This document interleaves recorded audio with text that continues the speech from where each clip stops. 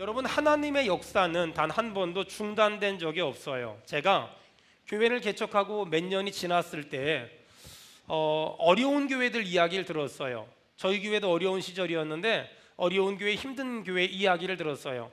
여름에 수련회를 가고 싶은데 수련회 회비가 너무 비싸다는 거예요. 지금도 무슨 연합수련회 이런 거 가려면 보통 한 9만 원, 10만 원 이렇게 들어야 되거든요. 제가 수련회를 이렇게 오랫동안 인도해 보니까 저희가 수련회를 중고등부 연합수련회를 처음에 시작할 때 1인당 10만 원꼴 들었거든요. 근데 지금은 보통 1인당 15만 원꼴 정도 들어요.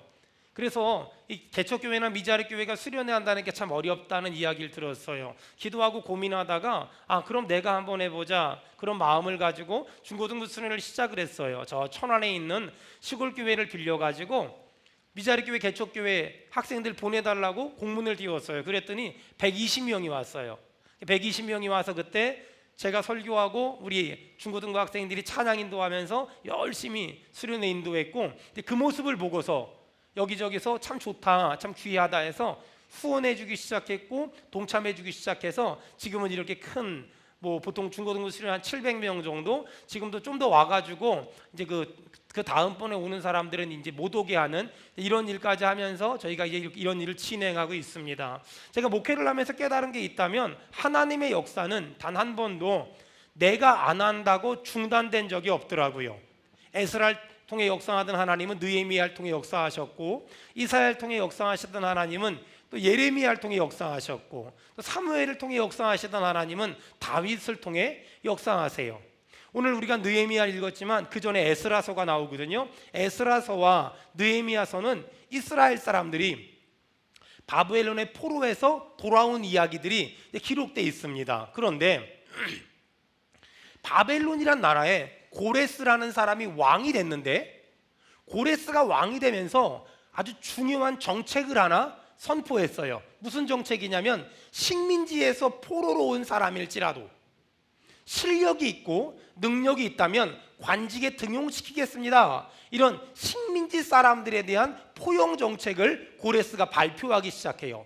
그 정책을 발표하고 가장 먼저 등용된 사람이 이 느헤미야란 이 사람이거든요. 느헤미야가 술관원이란 고위 관직에 오르면서 첫 번째 펼쳤던 정책이 이스라엘 사람들을 본국으로 돌려보내자. 그래서 1차로 돌려보내고 2차로 돌려보내고 3차로 돌려보낼 땐 느헤미야가 직접 이스라엘 사람들을 이끌고 포로 귀환을 합니다. 여러분, 전 우리 하나님께서 우리 성도들을 어떤 사람은 고위공직자로, 어떤 사람은 실력 있는 사람으로, 어떤 사람은 지혜로운 사람으로, 어떤 사람은 능력 있는 사람으로, 어떤 사람은 영향력 있는 사람으로 세워주시기를 주의 이름으로 축원합니다. 아멘. 그런 사람이 됐을 때 하나님이 주신 힘과 능력과 부와 권력을 가지고 자랑하는 사람이 아니라 하나님의 뜻대로 살고 하나님의 영광을 위해 쓰는 그런 저와 여러분 되기를 주의 이름으로 축원합니다. 아멘. 주의 이름으로 축원합니다. 아멘.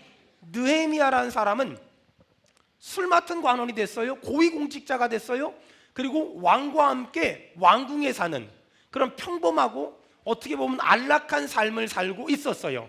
그런 느헤미야에게 내 조국 이스라엘에서 한 사람이 찾아왔어요. 그리고 내 나라가 망해간다, 내 조국이 불타간다 라는 말을 들었어요. 성경 보겠습니다. 1장 3절 다 같이 읽겠습니다. 시작. 그들이 내게 이르되 사로잡힘을 면하고 남아있는 자들이 그 지방 거기에서 큰 환난을 당하고 능욕을 받으며 예루살렘 성은 허물어지고 성문들은 불탔다 하는지라. 자, 지금 느헤미야는 왕과 함께 수산궁에 있으면서 술 맡은 관원장이라는 고위 관료로 편안하게 평범하게 살고 있었어요. 그런데 내 조국이 망해간다는 이야기를 들었어요. 환난을 당하고 있고 능욕을 받으며 성이 무너지고 성문들이 불탔다 하는 말을 들었어요. 그 말을 들었어요.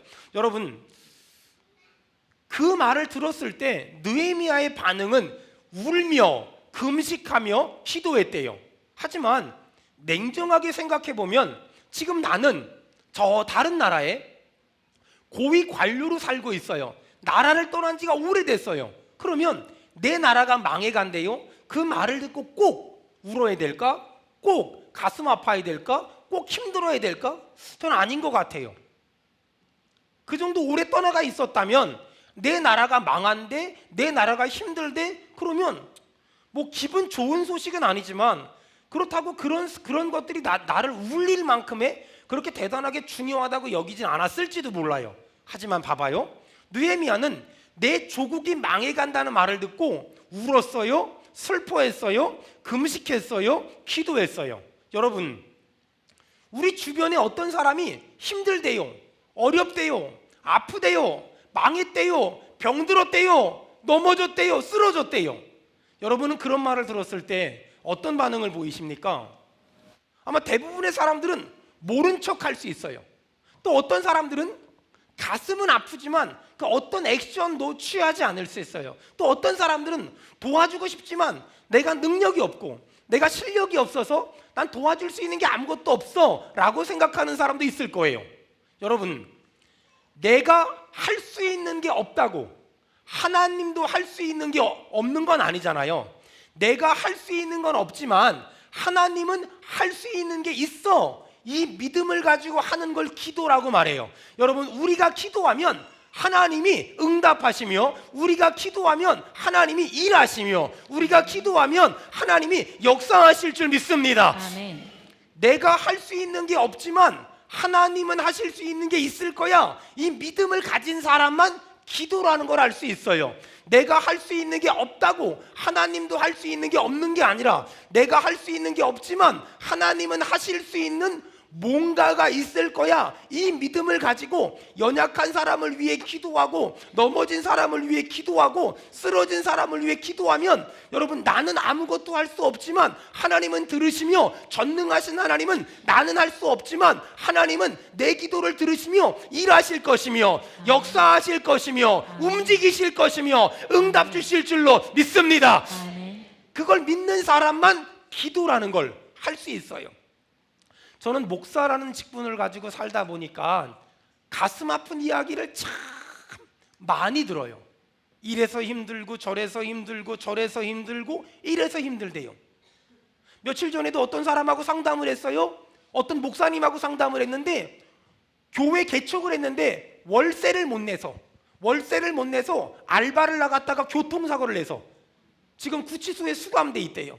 그 말을 듣고 너무나 마음이 아팠어요. 그리고 일단 급한 것 좀 해결하라고 어느 정도 선교원금을 보내면서 참 많이 마음이 아팠어요. 그분을 위해 기도하는데 가슴이 터질 것만 같고 가슴이 찢어질 것만 같았어요. 교회 월세를 못 내서 그 월세 좀 내보겠다고 밤에 대리운전을 하다가 사고가 났다는 말을 듣고, 그리고 그 합의를 봐야 되는데 그 비용이 없어서 구치소에 수감됐다는 말을 듣고 얼마나 마음이 아프고 얼마나 속상했는지 몰라요. 여러분, 이렇게 제가 목회를 하다 보니까 이런 가슴 아픈 이야기들, 이런 속상한 이야기들, 이런 힘든 이야기들을 많이 들어요. 듣고 나면 내가 도와줄 수 있는 건 한계가 있잖아요. 내가 도와줄 수 있는 건 한계가 있잖아요. 그때마다 다 도와줄 수 있는 능력이 있다면 얼마나 좋아요. 하지만 저나 여러분이나 그때마다 그들을 다 도와줄 수 있는 능력이 저에게는 없어요.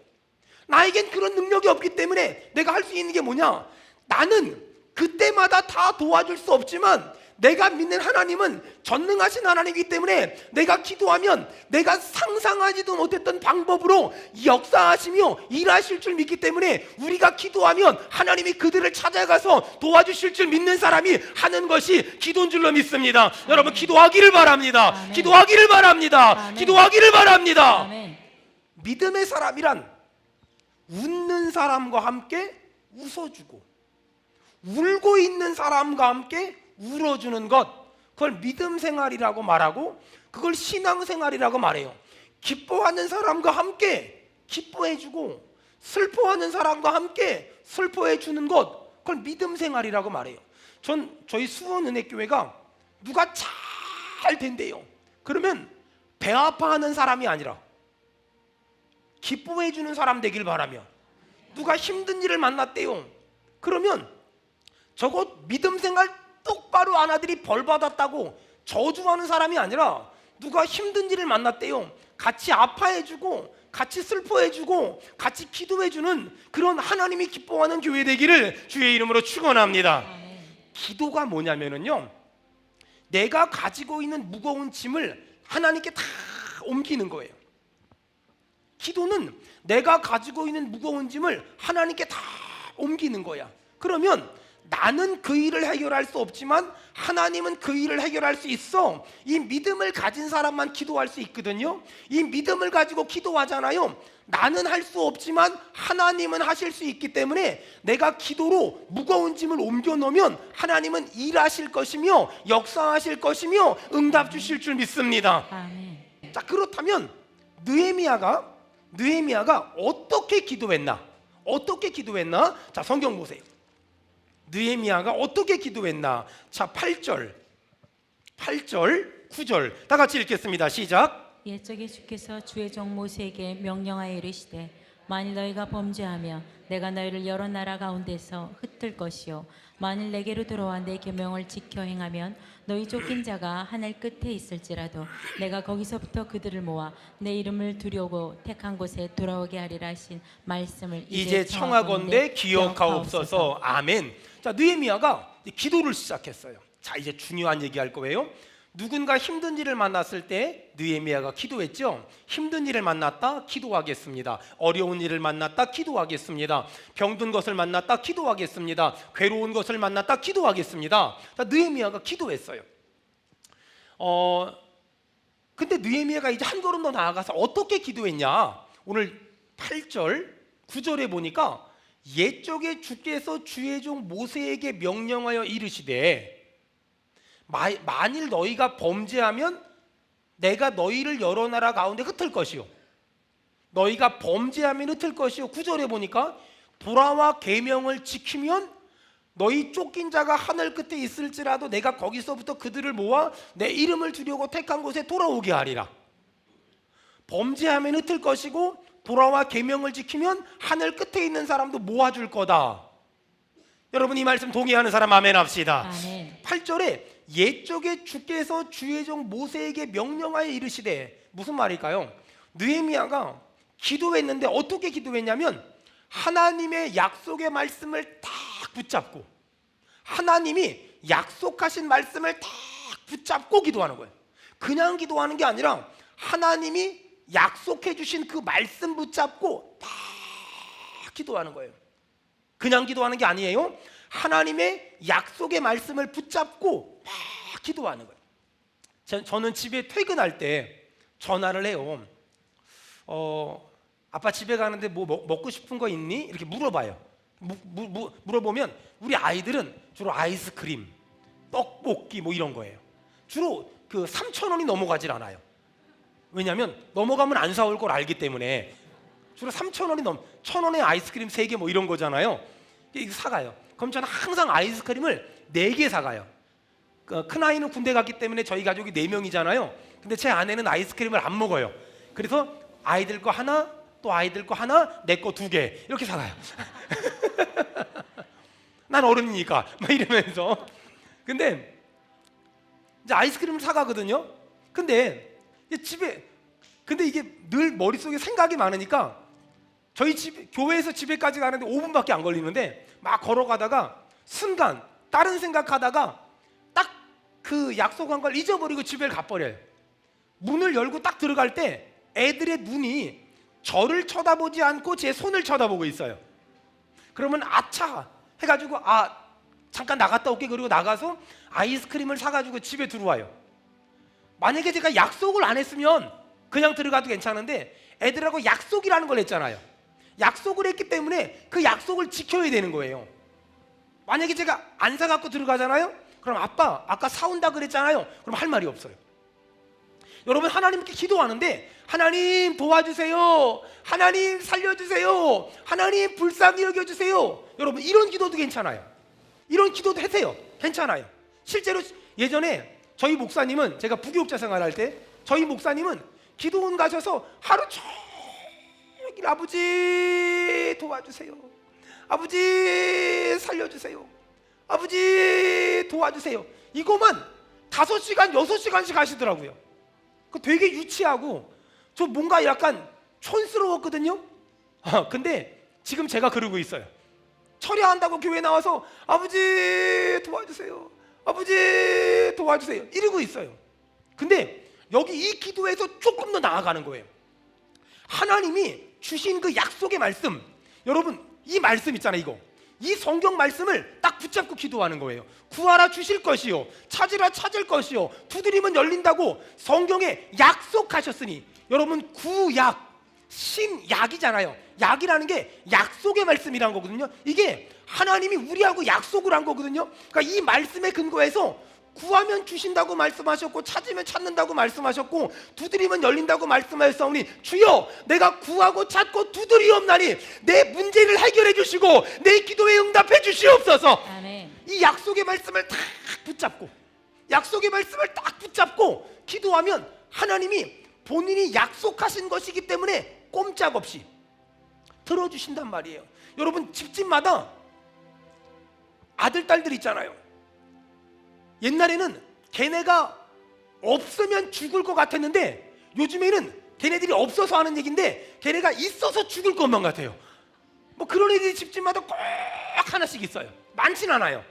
꼭 하나씩 있거든요. 하여간 집에 없으면 집 안에 있어요. 그리고 집에 없으면 나중에 걔가 그 말 잘 듣는 애가 그렇게 될 예정이에요. 근데 신기한 건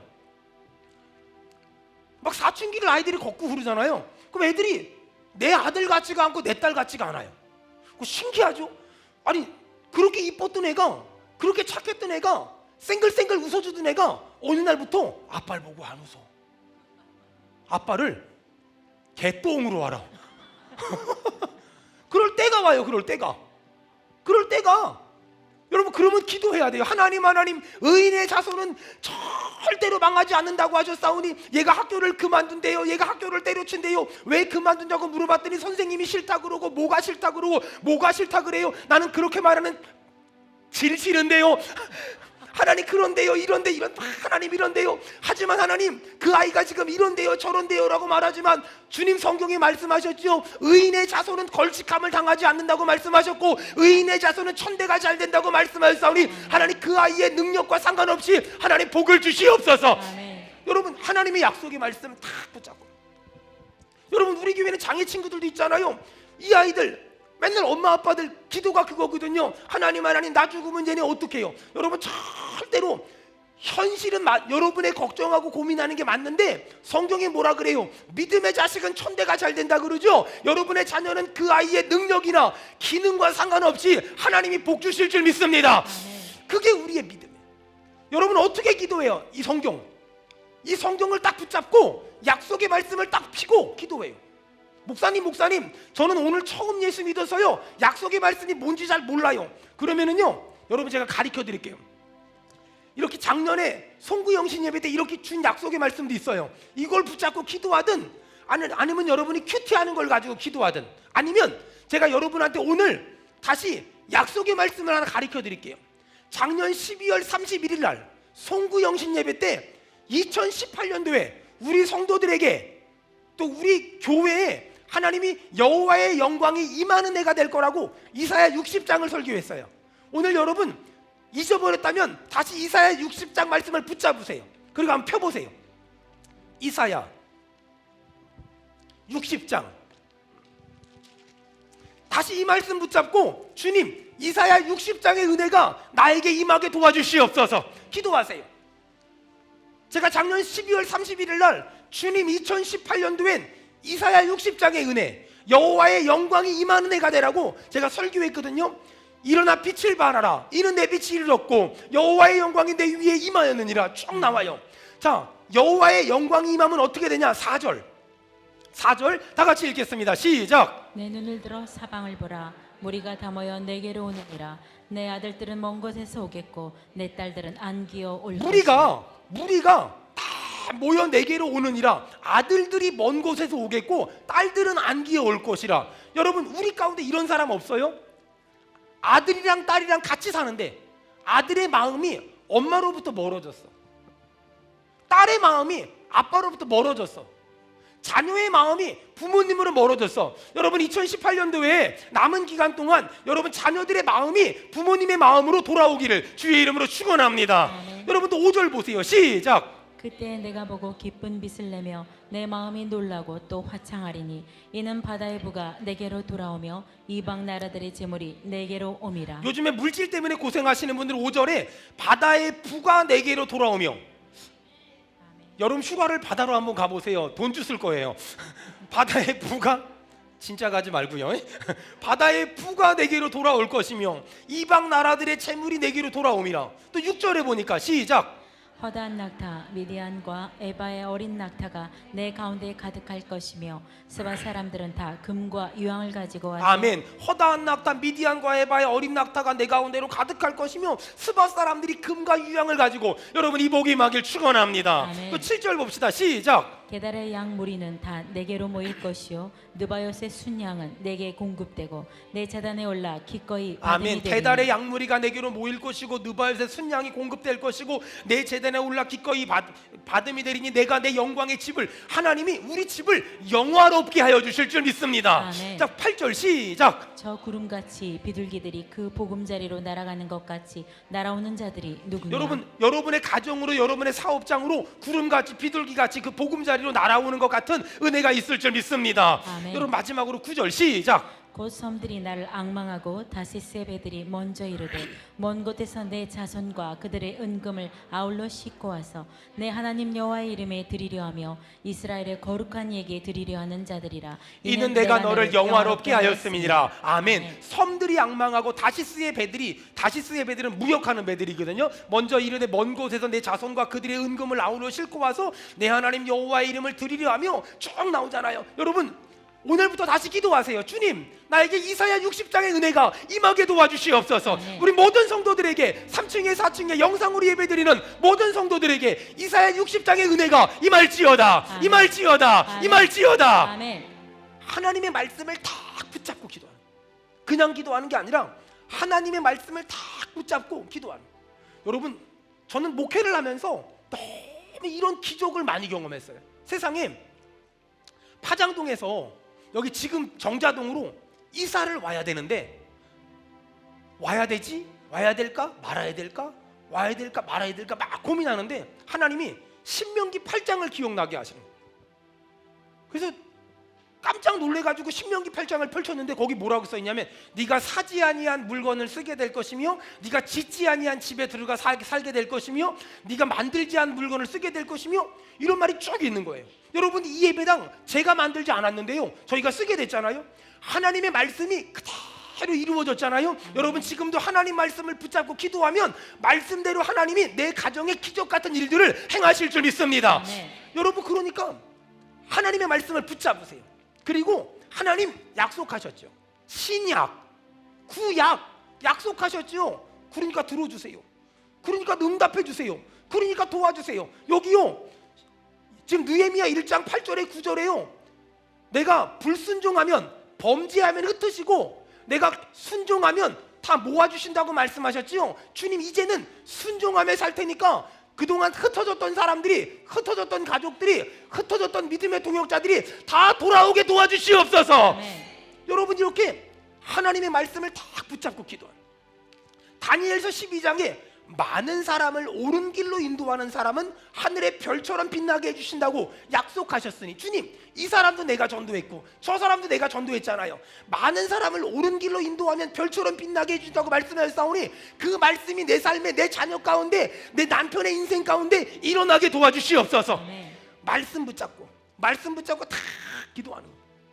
야고보서 보니까는요, 믿음의 기도는 병든 자를 일으킨다고 말씀하셨사오니, 주님, 남편이 아파요, 아내가 아파요, 자식이 아파요, 믿음의 기도는 병든 자를 구원한다고 하셨사오니 믿음의 기도를 하니, 주님, 내 아들의 병을 고쳐주시고 내 딸의 병을 고쳐주시고 내 남편의 병을 고쳐주시고 내 연약함을 고쳐주시옵소서. 아멘. 예수님의 이름으로 명하노니 모든 질병이 떠나갈지어다. 아멘. 이렇게 하는 거예요. 말씀 붙잡고 다 기도하는. 마가복음에 보니까 믿는 자들에게 이런 표적이 따르니 너희가 내 이름으로 귀신을 내쫓으며 새 방언을 말하며 어떤 독을 마실지라도 해를 받지 아니하며 병든 자에게 손을 얹은 즉 난다고 말씀하셨사오니 그 믿음을 가지고 손 얹고 기도하옵나니 모든 질병이 떠나갈지어다. 아멘. 여러분, 하나님의 말씀을 딱 붙잡고 간절히 기도해 보세요. 하나님의 말씀을 딱 붙잡고 간절히 기도해 보세요. 정말 놀라운 일이 생긴다니까요. 내 기도가 열심히 있어서 응답이 있는 게 아니에요. 내 기도가 능력이 있어서 응답이 있는 게 아니에요. 내 기도를 들으시는 하나님이 능력이 있으시기 때문에 기적이 일어나는 거예요. 내 기도를 들으시는 분이 능력 있잖아요. 여러분 오해하지 마세요. 내가 열심히 기도했더니 응답받았습니다. 내가 철야했더니 응답받았습니다. 내가 금식했더니 응답받았으면 다 가짜예요. 내가 아니에요. 내 기도를 들으시는 하나님이 참 좋으신 분이기 때문에 지금도 응답을 주십니다. 내 기도를 들으시는 분이 전지하시고 전능하시기 때문에 지금도 내 기도에 응답하십니다. 아멘. 여러분 이렇게 느헤미야가 이스라엘이 망해간다는 소식을 듣고 간절히 하나님의 말씀을 붙잡고 기도했어요. 어떤 일이 벌어졌냐? 느헤미야 1장 11절. 자, 이 느헤미야 1장 11절의 은혜가 우리에게 있을 거예요. 느헤미야 1장 11절 다 같이 읽겠습니다. 시작. 주여 구하오니 귀를 기울이사 종의 기도와 주의 이름을 경외하기를 기뻐하는 종들의 기도를 들으시고 오늘 저기 형통하여 이 사람들 앞에서 은혜를 입게 하옵소서 하였나니 그때 내가 왕의 술관원이 되었느니라. 자, 11절 처음에 보니까 주여 구하오니 느헤미야가 기도했어요. 맨 밑에 마지막에 그때에 느헤미야가 기도했더니 어떻게 됐어요? 그때에 내가 왕의 술관원이 되었느니라. 여러분 기도했잖아요. 여러분 그러면 지금 느헤미야가 술 맡은 관원장이 되기 전에 뭐였을까요? 포로. 남의 나라 포로. 남의 나라 포로였던 사람이 세상에 기도했더니 술관원이 되는 거예요. 남의 나라 포로였던 사람이 기도했더니 술관원이 됐어요. 잘 들으세요. 기도하지 않았는데 직장을 들어가고 승진을 하고 돈을 벌고 부자가 되는 거 세상적으로는 대단한 거지만 영적으로는 별 의미가 없어요.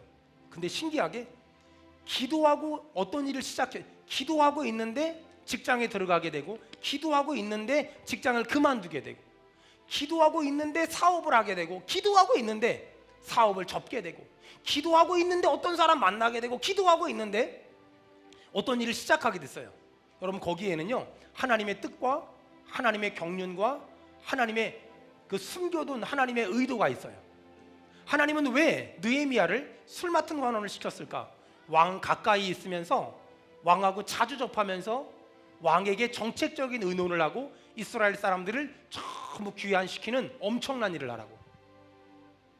여러분 하나님은 어떤 사람을 직장을 들어가게 하시고 그만두게 하시고 사업을 하게 하시고 접게 하시고 어떤 사람을 만나게 하시고 승진을 하게 하시고 그런데 그 모든 일 가운데 기도하고 있는데 그런 일이 진행됐다면 기도하고 있는데 그 일이 진행됐다면 여러분 그 일이 잘 되고 안 되고를 떠나서 하나님의 뜻이 있고 하나님의 섭리가 있고 하나님의 예비하심이 있다는 믿음을 가져야 돼요.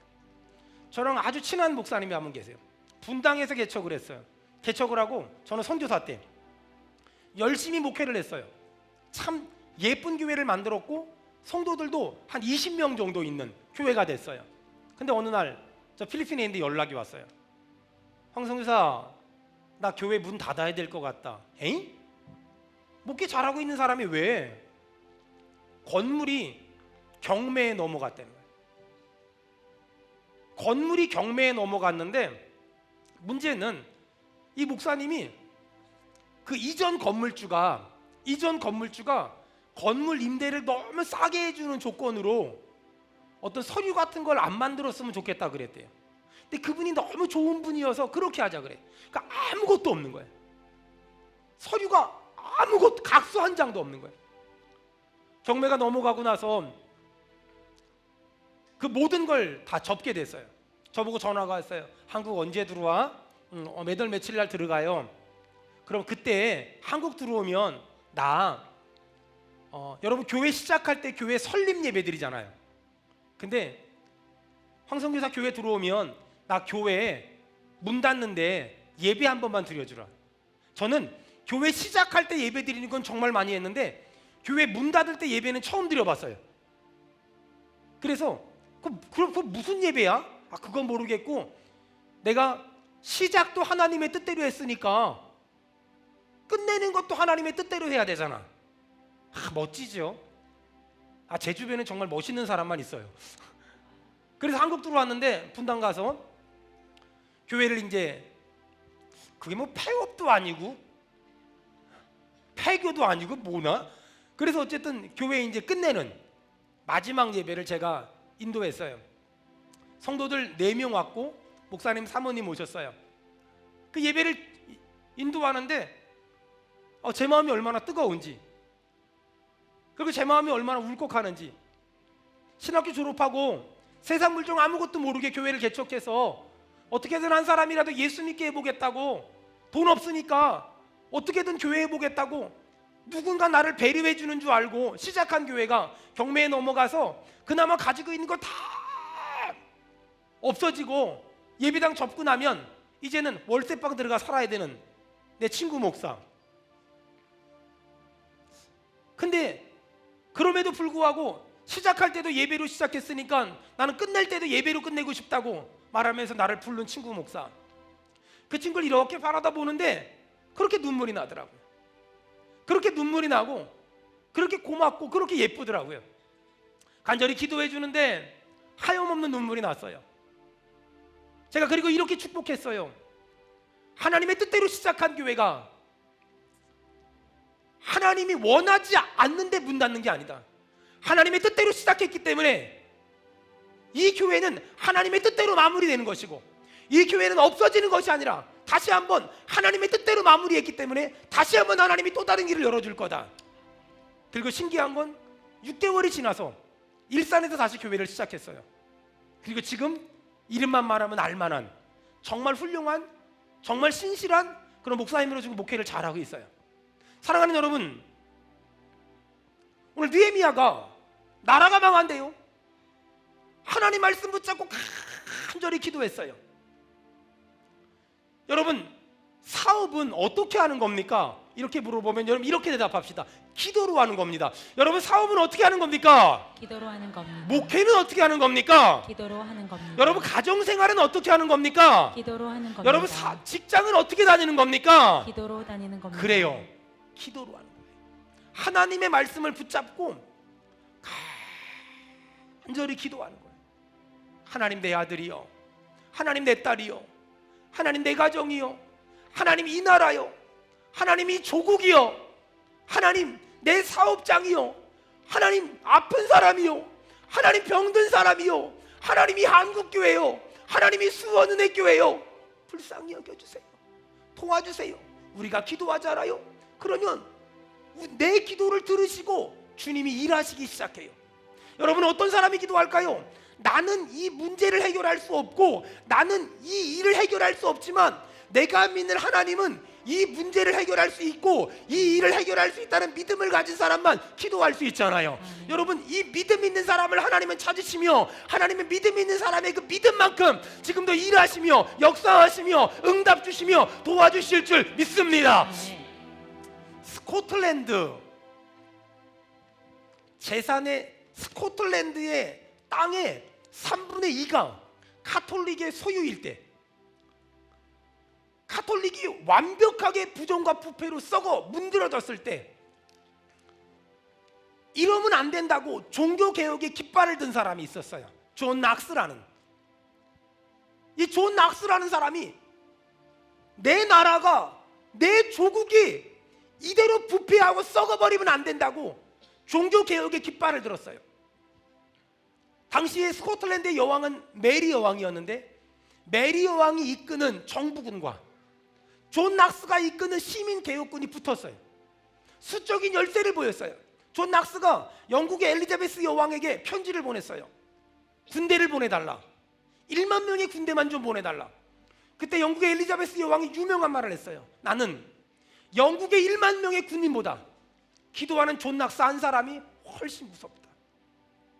어느 날 친구들이 존 낙스의 집을 갔어요. 존 낙스가 이렇게 기도하고 있었어요. 하나님, 스코틀랜드를 주시옵소서, 아니면 죽음을 주시옵소서. 그리고 얼마 있다가 스코틀랜드는 종교개혁이 성공했고 메리 여왕은 죽었어요. 사랑하는 여러분, 우리 주변에는 넘어지는 사람들이 너무나 많고 쓰러지는 사람들이 너무나 많아요. 주저앉는 사람들이 너무나 많고 자빠지는 사람들이 너무나 많아요. 안타까운 건 사람들을 동네 불구경하듯이 관망하고 그들을 위해 기도해 주거나 그들에게 다가거나 그들을 보듬어 주거나 그들과 함께 울어 주거나 그들과 함께 아파하는 사람들이 너무 없어요. 여기서 넘어지고 저기서 쓰러지고 여기서 주저앉고 저기서 주저앉고 있어요. 사랑하는 성도 여러분, 우리 교회마저 그런 교회가 되면 안 되잖아요. 우리마저 그런 사람들이 되면 안 되잖아요. 여러분, 주변에 아픈 사람들을 눈을 크게 뜨고 봅시다. 주변에 넘어진 사람들을 눈을 크게 뜨고 봅시다. 주변에 낙심하고 좌절해 있는 사람들을 눈을 크게 뜨고 봅시다. 그리고 그들을 위해서 내가 물질적으로 섬길 수 없고 내가 몸을 들여 섬길 수 없지만 내가 이 시간에 기도해 줄 수 있잖아요. 내가 기도하면 하나님은 들으시고 내가 할 수 없지만 하나님이 그들을 도와주실 것이며 그들을 일으켜 세워주실 것이며 그들을 고쳐주실 것이며 그들을 회복시켜 주실 줄 우리 믿는 사람은 아멘 합시다.